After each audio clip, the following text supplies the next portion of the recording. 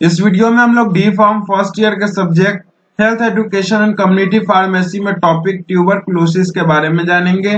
Tuberculosis, जिसको हम TB कहते हैं, एक बहुत ही खतरनाक कंटेजियस इन्फेक्शन होता है जो बेसिकली सबसे पहले लंग्स पे अटैक करता है। ट्यूबरकुलोसिस एक बैक्टीरियल इन्फेक्शन होता है जो रेस्पिरेटरी सिस्टम पे अटैक करता है सबसे पहले। वीडियो स्टार्ट करने से पहले आपसे रिक्वेस्ट है, अगर आपको वीडियो पसंद आती है तो वीडियो को लाइक करिए, चैनल को सब्सक्राइब करिए। चलिए हम जानते हैं ट्यूबरकुलोसिस के बारे में। वर्ड ट्यूबरकुलोसिस है। ट्यूबरकुलोसिस ये दो नियो लैटिन वर्ड से मिलकर बना है। नियो लैटिन वर्ड ट्यूबरसाइल, इसका मतलब होता है स्वेलिंग, और ओसिस, इसका मतलब कंडीशन होता है। तो एक स्वेलिंग कंडीशन होता है ट्यूबरकुलोसिस। ट्यूबरकुलोसिस एक बैक्टीरियल इन्फेक्शन होता है।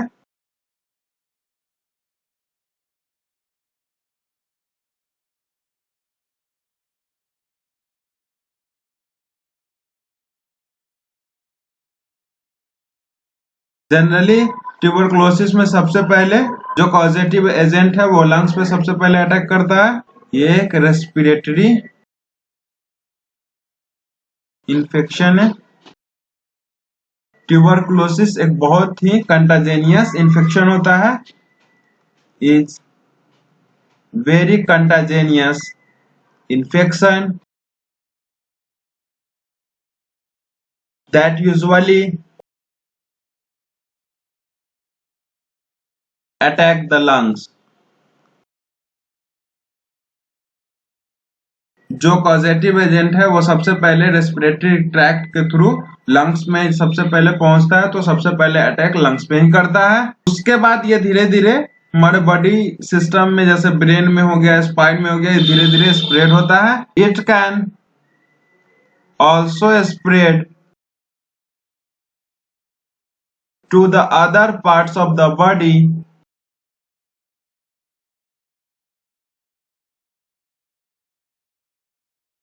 like brain and spine। अब हम कॉजेटिव एजेंट ऑफ ट्यूबरकुलोसिस जानते हैं। जो कॉजेटिव एजेंट है ट्यूबरकुलोसिस का वो है माइकोबैक्टीरियम ट्यूबरकुलोसिस। Mycobacterium tuberculosis. अब हम माइकोबैक्टीरियम ट्यूबरकुलोसिस के बारे में जानते हैं। तो ये हमारा एक ग्राम पॉजिटिव बैक्टीरिया होता है, माइक्रो ऑर्गेनिज्म है, ऑब्लिगेट एरोब है, नॉन स्पोर फॉर्मिंग बैक्टीरिया होता है माइकोबैक्टीरियम ट्यूबरकुलोसिस। नॉन मोटाइल होता है, रॉड शेप्ड का, मेसोफाइल। माइकोबैक्टीरियम ट्यूबरकुलोसिस जो है वो मेसोफाइल है। मींस दैट एक ऑप्टिमम टेम्परेचर पे, ना तो ज्यादा गर्म ना ज्यादा ठंडा पे, ये सबसे ज्यादा ग्रोथ करता है। हमारा बॉडी जो 37 डिग्री सेल्सियस जिसका टेम्परेचर होता है वहां पे अच्छे से ये ग्रोथ कर सकता है। फर्दर स्लो जनरेशन टाइम रहता है माइकोबैक्टीरियम ट्यूबरकुलोसिस का 15 to 20 आवर्स। अब हम ट्यूबरकुलोसिस के टाइप्स के बारे में जानते हैं। ट्यूबरकुलोसिस दो तरह का होता है। ट्यूबरकुलोसिस टू टाइप्स के होते हैं। तो सबसे फर्स्ट है वो हमारा है लेटेंट ट्यूबरकुलोसिस, और जो सेकेंड है वो है active tuberculosis.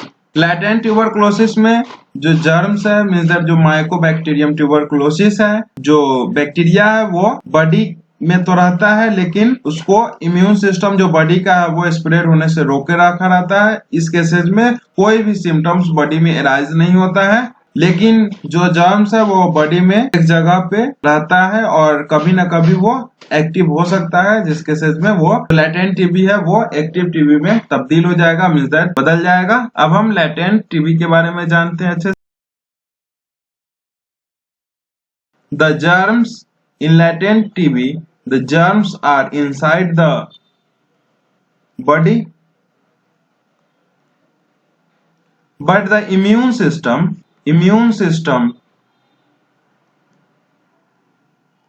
stops them from spreading. Latent TB में जो जर्म्स है माइकोबैक्टीरियम ट्यूबरकुलोसिस वो बॉडी में रहता है, लेकिन जो बॉडी का इम्यून सिस्टम है उसको स्प्रेड होने से रोके रखा रहता है। इस केसेज में कोई भी सिम्टम्स अराइज नहीं होता है, नो एनी सिम्टम्स। पर ध्यान में रखने वाली बात है, जो इन्फेक्शन है वो एलाइव है, मीन्स दैट जो जर्म्स है बॉडी में वो एलाइव है, वो कभी भी एक्टिव हो सकता है, but the infection is alive in the body in the form of germ and one day become active। अब जो सेकेंड है एक्टिव टीबी, उसके बारे में जानते हैं। तो एक्टिव टीबी में जो जर्म्स है वो एक्टिव रहता है और वो धीरे धीरे मल्टीप्लाई होता रहता है और पेशेंट को सिक बना देता है एकदम। और इस केसेज में जो पर्सन अफेक्टेड है एक्टिव टीबी जिसको है, वो इस डिजीज को दूसरे तक स्प्रेड कर सकता है। Germs are active and they are multiplying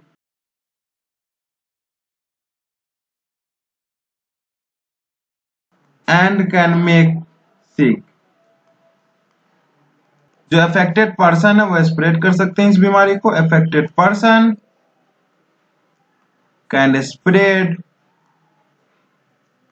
the disease to others. 90% जो एडल्ट एक्टिव ट्यूबरकुलोसिस का जो केसेज है वो लैटेंट टीबी के रीएक्टिवेशन के कारण ही होता है। 90% adult active tuberculosis is result of reactivation of latent TB। Germs जिसको हम माइकोबैक्टीरियम ट्यूबरकुलोसिस के नाम से जानते हैं, उसको जब तक हमारा इम्यून सिस्टम रोक के रखे रहता है स्प्रेड ना होने से बॉडी में, तब तक वो लैटेंट टीबी का ही नाम रहता है ट्यूबरकुलोसिस का। बट जब इम्यून सिस्टम धीरे धीरे कमजोर होता जाता है तो जो हमारा कैपेबिलिटी रहता है इम्यून सिस्टम का जर्म्स बैक्टीरिया माइक्रो ऑर्गेनिजम्स को रोक के रखने का, ना स्प्रेड होने देने का पूरे बॉडी में, वो खत्म हो जाता है। इस केसेज में जो लैटेंट टीबी है उसका रिएक्टिवेशन हो जाता है और वो एक्टिव टीबी का फॉर्म ले लेता है। अब हम साइन एंड सिम्टम्स जानते हैं ट्यूबरकुलोसिस का। Coughing that lasts more than 3 weeks, chest pain during coughing and after coughing, coughing with blood sputum, fever, tired feeling, night sweats। जो सबसे कॉमन सिम्टम्स है ट्यूबरकुलोसिस का वो है कफिंग, उसके बाद फीवर, फैटिग होना, फिर थका सा महसूस करना या फिर रात को पसीना आना, ये सब अदर सिम्टम्स है ट्यूबरकुलोसिस का। अब हम मोड ऑफ ट्रांसमिशन जानते हैं ट्यूबरकुलोसिस का। तो जो ट्यूबरकुलोसिस है वो माइकोबैक्टीरियम ट्यूबरकुलोसिस से काउज होता है जो स्प्रेड होता है हवा में। TB is caused by bacteria that spread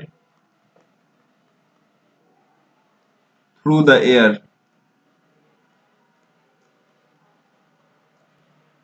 Just in the cases of cold or flu।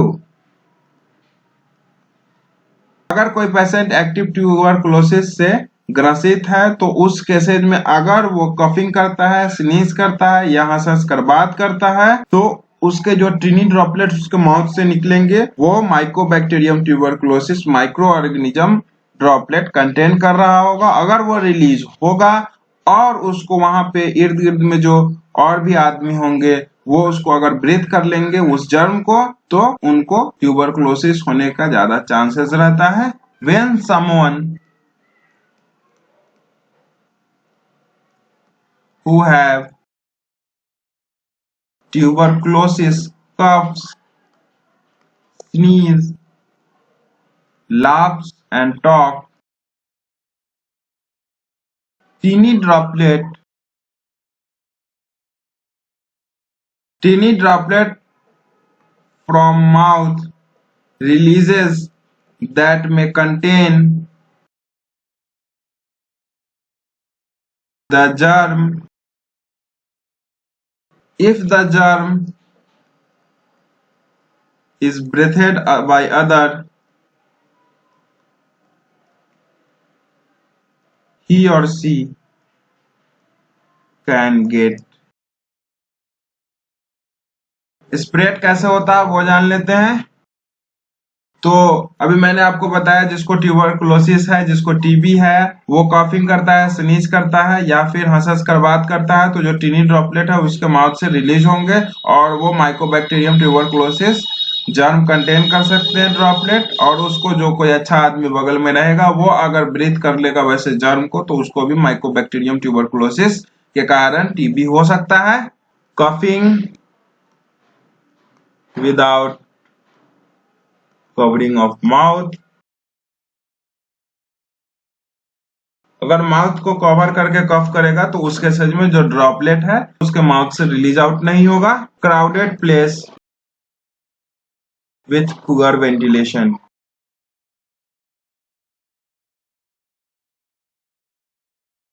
अगर प्लेस क्राउडी है उसके सेज में और भी ज्यादा चांसेस हो सकते हैं, और वहां पे अगर वेंटिलेशन पुअर है तो उसके सेज में और भी रिस्क हो सकती है। स्प्लिटिंग एनीवेयर, जो पेशेंट ट्यूबरकुलोसिस अफेक्टेड है वो अगर इधर उधर स्प्लिट कर रहा है, मीन्स थूक फेंक रहा है, तो उसके केसेस में ड्रॉपलेट जो है वो एटमॉस्फेयर में भी जा सकता है, और कोई अगर ब्रीथ कर लिया गलती से तो उसे ट्यूबरकुलोसिस हो सकता है। अब हम डायग्नोसिस जानेंगे ट्यूबरकुलोसिस का। दो कॉमन टेस्ट है ट्यूबरकुलोसिस के लिए, two common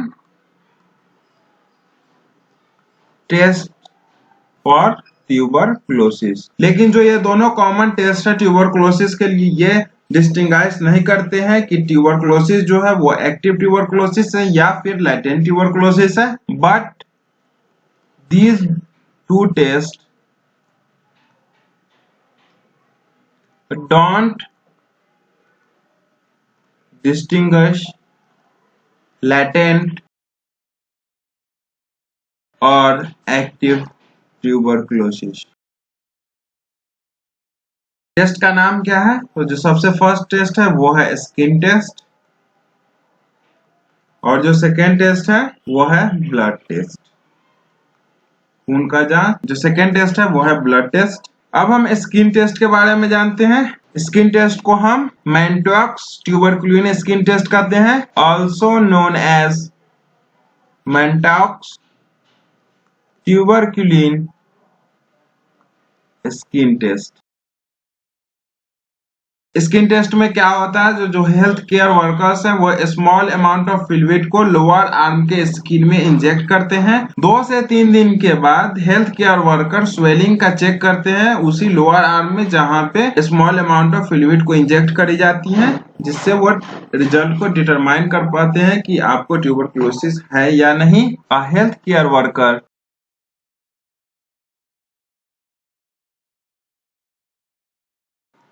injects a small amount of fluid into the skin of the lower arm. After 2 to 3 days, they will check for swelling in arm to determine the result. अब हम blood test के बारे में जानेंगे। तो blood test को हम interferon gamma release ऐसे कहते हैं, also called interferon gamma release ऐसे। IGRAS। ब्लड टेस्ट में क्या होता है, तो जब ट्यूबरकुलोसिस प्रोटीन को मिक्स करी जाती है स्मॉल अमाउंट ऑफ ब्लड के साथ, तो उसका जो रेस्पॉन्स आता है उसी को मेजर करी जाती है ब्लड टेस्ट में। Measures the response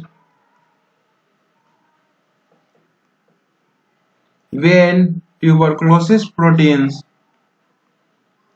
are mixed with a small amount of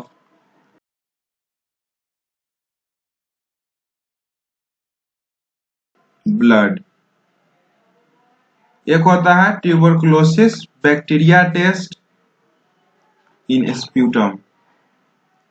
sputum में माइकोबैक्टीरियम ट्यूबरकुलोसिस का प्रेजेंस है या एब्सेंस है उसका टेस्ट होता है, जिसको हम ट्यूबरकुलोसिस बैक्टीरिया टेस्ट करते हैं स्प्यूटम का। अब हम ट्यूबरकुलोसिस के ट्रीटमेंट के बारे में जानते हैं। तो जो ट्यूबरकुलोसिस का ट्रीटमेंट है वो डिपेंड करता है कि टीबी जो है वो लेटेंट है या फिर एक्टिव है। Depends on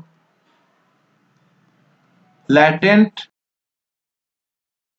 or active tuberculosis। In case of latent tuberculosis, जो डॉक्टर होते हैं वो मेडिकेशन देते हैं जो बैक्टीरिया है उसको किल करने के लिए, जिससे अगर बैक्टीरिया किल हो जाएगा तो उस केसेस में एक्टिव ट्यूबरकुलोसिस डेवलप नहीं करेगा। Doctor probably give medications to kill the bacteria so that active tuberculosis is not developed। अब हम एक्टिव ट्यूबरकुलोसिस के केस में जानते हैं। In case of active tuberculosis, तो डॉक्टर ने एक्टिव ट्यूबरकुलोसिस में कॉम्बिनेशन ऑफ मेडिकामेंट देते हैं और मेडिकामेंट्स का जो ड्यूरेशन होता है वो 6 से 12 मंथ तक का होता है, उतना दिन दवा लेना पड़ता है। Doctor gives a combination of